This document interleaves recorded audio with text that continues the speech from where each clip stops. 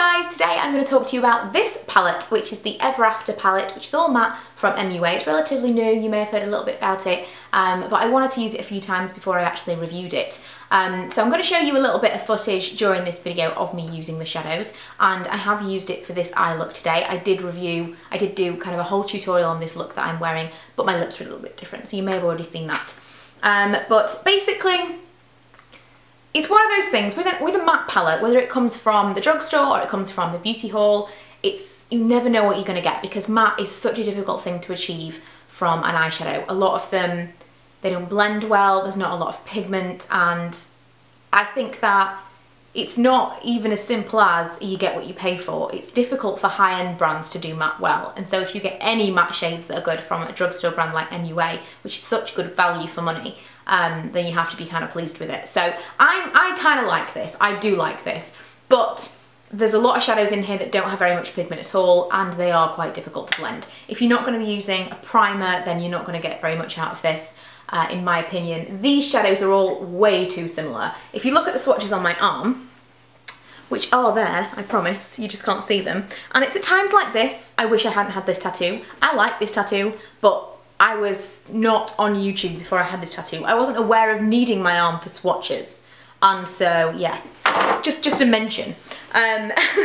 These are the shadows, and they start here.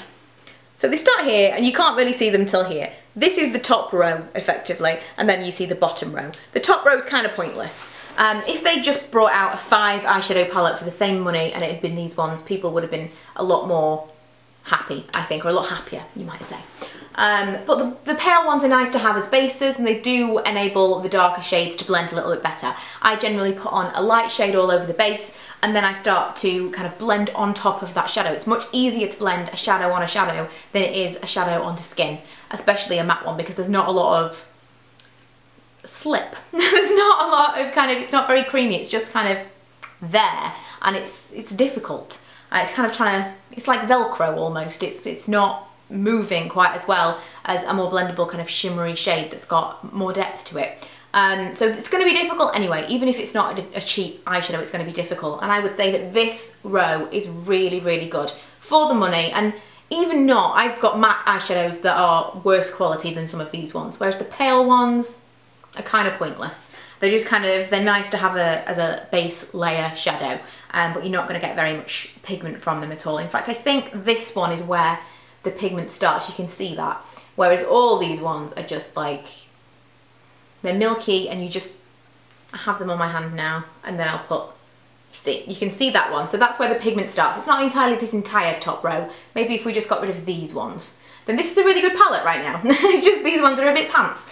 So I would imagine that some people have kind of given this not such a great review, but I think it's really good for the money. They could have just taken those shadows out altogether, and I think everyone would have been happy.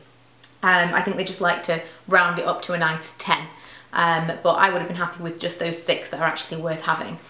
They say that they're velvety shades. I wouldn't say they're velvety. They don't feel velvety when you're trying to blend them together, but they're not too chalky. They're definitely not the worst that I've tried, and I think that if you are looking for a matte shadow from the drugstore, this is probably the best that you're going to get, and I've tried a lot.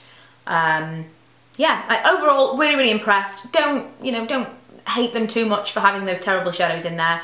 They serve a purpose, just not one of eyeshadow or colour, but overall I think this is a really, really good little kit, and I'd recommend it. So I hope you enjoyed this kind of mini review. Any other information you want will be linked below, and if you have any questions and you can get through the terrible Google Plus system, then please leave a comment below. Bye!